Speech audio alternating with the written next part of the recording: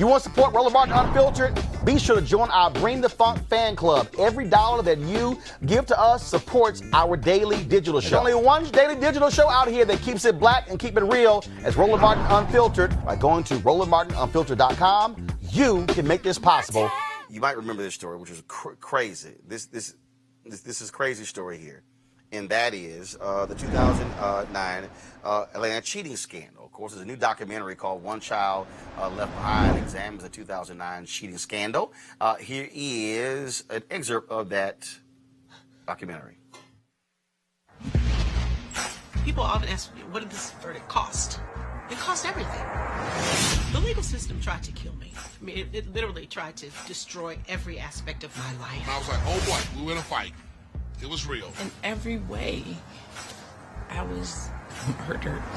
A wrecking ball came into the city. It didn't care who it hurt, what the consequences were. They simply wanted somebody to pay.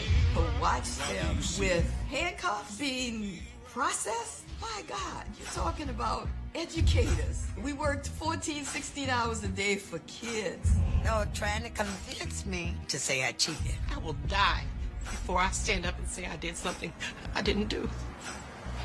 I'll die first. I had to make a decision to cheat or not to cheat. I made the wrong decision. It was one of the biggest scandals ever to rock American schools. There is a held belief. Pedro Noguera talks about it as the normalization of failure. That means you don't think black students could learn. This was never about children. This was about a power grab for educational funds in the state of Georgia. The Republican governor says, let me take over these failing school districts. Well, the districts are failing because you're underfunding these schools by $1 billion a year. The cheating scandal was not about education at all. It was about changing public perception of public schools. You made them distrust educators. Then you have to have other people come in to save them from themselves. We wanted to get at the truth. Now, were we interested in putting some of the higher-ups in jail? Yes. They needed to go to jail. There were 256,779 answers that were changed from the wrong answer to the right answer. At this Georgia courthouse, you'd think they were indicting mobsters with charges like racketeering and theft. The bail bondsman said to me, you would have been better off if you shot somebody. All I want from any of these people is just to take some responsibility. But they refuse. They refuse. Those same people who hurt children got on the stand and said, I hurt children.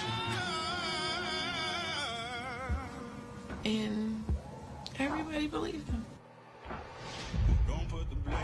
You need to watch out. This is the plan, to take the funding and to take the schools. Unless people know the real history of what happened in Atlanta and why, we're going to see these same kind of situations continue in other cities. The truth truly needs to be told. Don't put your blame on me. Well, joining us right now is producer Jodi Gomes, and also in the documentary, Dr. Dana Evans. Jodi, I want to start with you.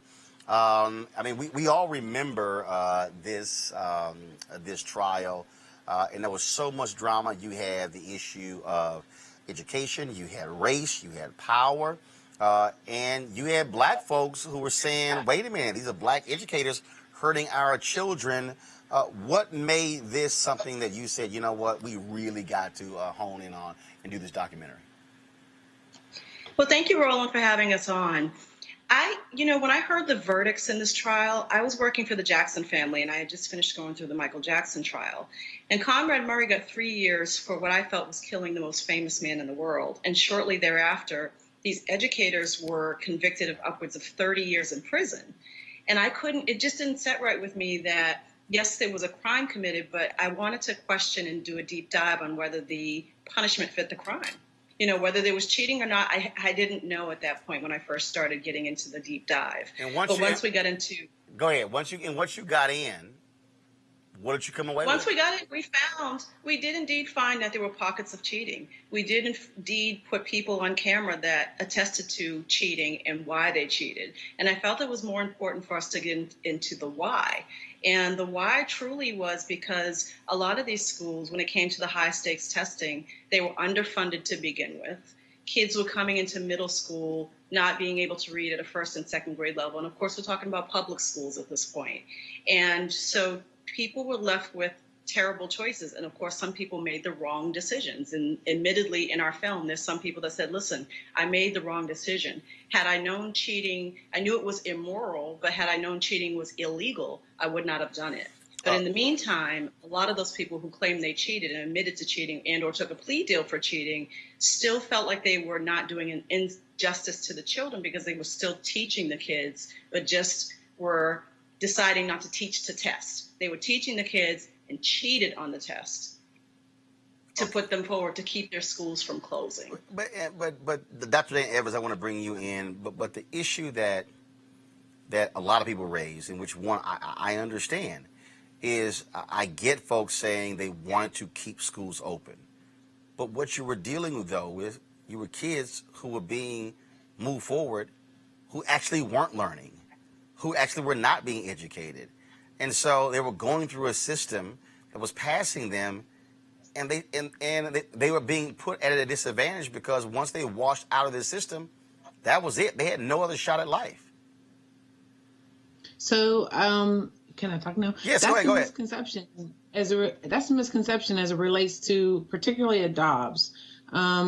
This was a test that was given at one time at the end of the school year, and it didn't determine whether or not you were promoted to the next grade. I think that is something that the media has purported, which doesn't actually mean it's not true.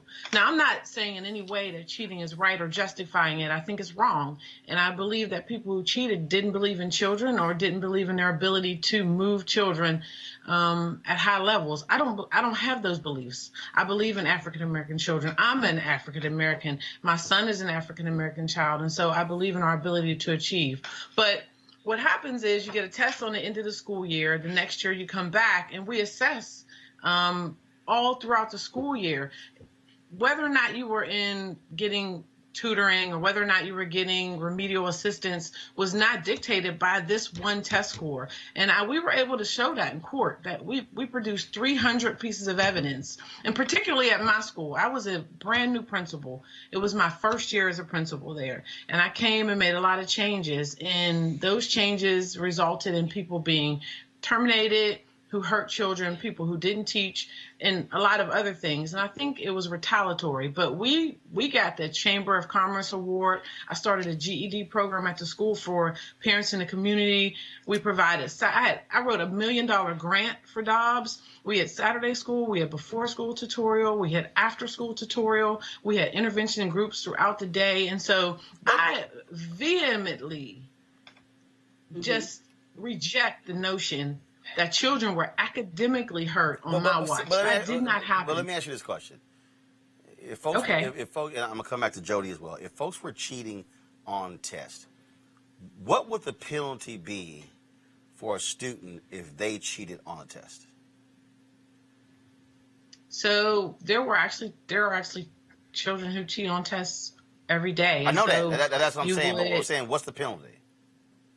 So they would probably retake the test, or they would get a 0 for that test. They would fail it. If it's the CRCT, that portion of the CRCT would be eliminated. Like, say if they were on social studies, for example, they would not score for social studies, but then come in and take the test for the other areas. Isn't the point that adults should know better? Absolutely. Absolutely. And when you talk about harm, moral harm or ethical harm, I believe was done to children, because children look up to teachers, and you're teaching them how to respond more than just reading and math and social studies. You're teaching them how to be a productive member of society. And so when people break that, there is harm to children in that degree. I agree with that. But this idea that because someone gave someone the answers on the test, that this person well, now, as Judge Baxter tried to say, no, I'll even quote Fonnie Willis, one of the district attorney's office, said, now these people are going to be strippers and prostitutes. Really? I think that's a large jump. Jodi, that is not even substantiated by facts. Right, Jodi, I want to bring you back in. The thing that jumped out for me was, first of all,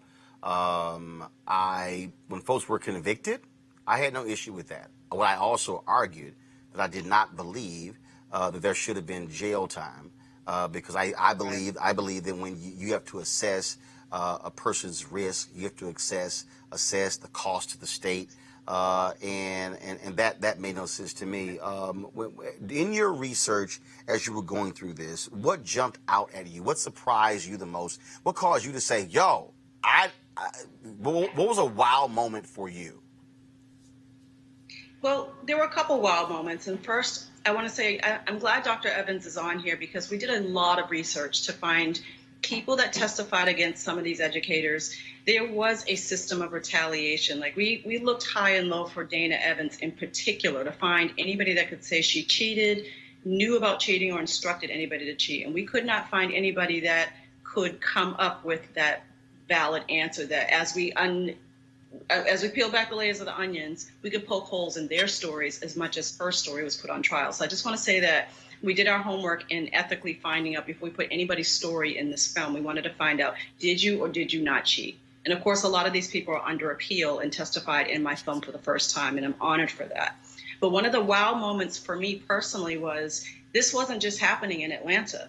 It wasn't just happening in Georgia. There were other school districts in Texas, in Washington, D.C., in Chicago, in Georgia alone, in fact, that were non-black districts that had worse cheating statistics and did not rise to the level of criminality that was found in Atlanta. And I want to say that again. They had worse cheating statistics and did not rise to the level of criminality where we were trying educators and convicting them under RICO charges for test cheating. And so that made me, again, look at the underneath. I had to go to the why. Why are we here? How did somebody not pump the brakes and say, okay, perhaps they did cheat. Perhaps this is one of the worst black on black crimes. We all know education is the great equalizer for our children. Yes, there has been a crime committed here, but isn't there a different way other than criminalizing educators to resolve not only the cheating that was going on, but the ongoing cheating that is still happening in all of these places? Roland, you're in school choice, and cheating still is taking place in a lot of places across America. Right, and I think that, but look, I've got sisters and a brother who were teachers who talked about, like my sister, educator in Houston, talking about one of those cheating scandals, talking about kids actually being harmed. You're absolutely right. Dana, last question for you. What do you want people who watch this documentary, what do you want them to come away with? I want them to come away with that. First of all, I didn't cheat. But I really want them to come away with the fact that there's a disproportionate way in which people are treated. Certain groups of people are treated in the legal system. And we have to, fight where we are with what we have with as hard as we can for truth and justice. There's a suppression of truth. There's a suppression of resources. There's a suppression of knowledge. And it disproportionately affects African Americans in such a profound way. And I never thought in a million years that I could ever be indicted for a crime. And I realize now when I see people on the television screen that everything that you see isn't what it appears. Mm-hmm. And it was a politically motivated, racially fueled, politically motivated trial that I did not have the power to win. Absolutely. Dana, are you still in education, or are you not allowed to be in education? So the interesting part about that is I had a Professional Standards Commission hearing recently for my license, and the judge wrote a big, we went to the same thing, and she said that there was no real evidence to substantiate the claims that I cheated. And I thought it's interesting that the Professional Standards Commission could not revoke my license for teaching because there was not enough evidence to substantiate it. But the court of law could put me in jail for the same thing. So technically I have my license, but I don't work in education. I don't think the Atlanta Journal-Constitution would allow me to. If I tried it, it would be horrible. It would. So I'm working, but not in that field. Jodi, final comment. I just want people to understand the perils of high-stakes testings as it relates to marginalized schools and schools that are struggling. A test that happens in Beverly Hills, a child that has all the resources in Beverly Hills is not going to test the same as a child that has a lack of resources, has a lack of educators, has a lack of food on a daily basis. And we need to look at public education as a whole as to how we got to this spot in time, in education. I just think education is the great equalizer for our children. And I think this film takes a deeper dive at the look as to how we got to a place where we're criminalizing educators when we should be upholding them and supporting them to help our children advance through life. Jodi, when does it air? We are actually on the festival circuit right now. We're winning jury awards and best documentary awards at top 25 festivals and at Academy Award qualifying festivals. We just won at ABFF for the jury prize. We have our Atlanta premiere on August 25th, and then we should be streaming nationwide this fall, just in time for back to school. All right. Dana Evans, Dr. Jodi Gomes, we appreciate it. Thanks a lot. Thank you. All right, folks, back to our Roland Martin Unfiltered video in just one moment. Let's talk about, of course, my folks at 420 Real Estate. Of course, they're back. MarijuanaStock.org has another great investment opportunity. If you were lucky enough the last time to invest in their last crowdfunding campaign, you know they raised a ton of money in just a few months investing in legal marijuana farms. Those initial investors now own shares of a publicly traded company.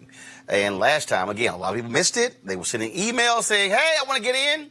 Now they have a new investment opportunity that you can check out, folks. I'm talking about industrial hemp CBD. For those who don't know, the hemp plant is the cousin to marijuana with a much higher concentration of CBD, which means hemp CBD gives you all the medical benefits of marijuana without getting you high. Until recently, hemp farming was practically illegal in the United States and heavily regulated by the DEA. However, the 2018 Farm Bill that was passed makes it legal to grow hemp CBD in the U.S., creating one of the largest commodities worldwide. They need land to grow in all of the plants. This makes for an incredible investment opportunity, and that's where our good friends at 420 Real Estate come in. Their business model is real simple. They buy land that supports hemp CBD grow operations and lease it to licensed high-paying tenants. That's right, they are hemp CBD landlords, and you can get in on the action. You can invest in this crowdfunding campaign for as little as $200 up to $10,000. All you got to do is go to marijuanastock.org. That's marijuanastock.org to get in the game, and get in the game now. Now back to your Roland Martin Unfiltered video.